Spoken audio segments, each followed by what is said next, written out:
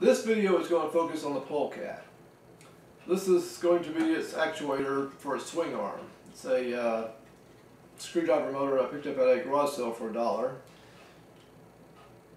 It's a 9.6 volt motor, but I think I can get away with running it at 12 volts. I had been taking the motor out of the case of these screwdrivers. I don't know why I was doing that. This motor and its gear housing were not connected, so I had to keep it in the case. In doing so, I realized it keeps everything a whole lot stronger. It's less likely to break on me.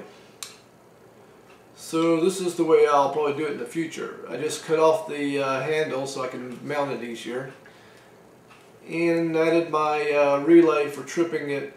And on the back it has a surface mount barrel jack plug, so I can put in a DC wall wart into the back of it to power the motor, and it runs to the relay.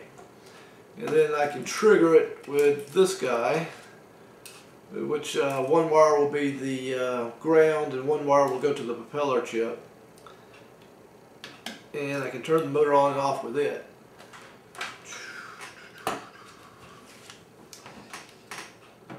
I'm a little bit weary of plugging it right into a propeller board just yet. I lost a demo board fooling around with these relays, and once bitten, twice shy kind of thing. I've got a much bigger resistor in here. It's now 4.7. That goes between the propeller and the transistor that powers the coil. But I thought we'll try it first. I got a little bit less than 3.3 volts going through this adjustable regulator. So I thought we'd give it a shot first here. So we're got power to the relay. Now to add my control switch, and I got a common ground to ground both systems together. And then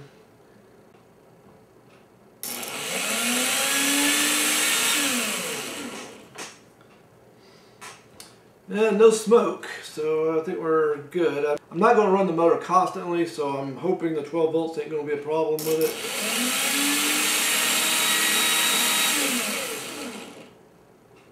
And it seems to work fairly well. This is the circuit that I'm using to drive the motor.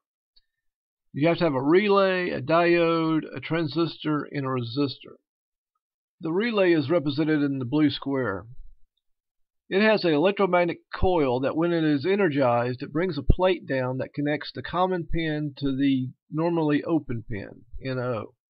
When the coil is not activated, then the normally closed pin is the one that gets the power from the common pin.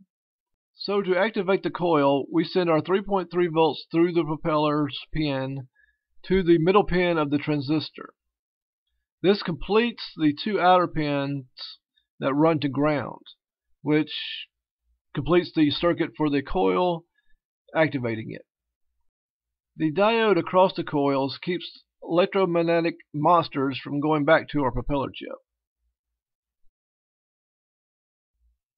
Now I've taken the polecat and I've cut him down some, trying to make him as light as possible for the rig.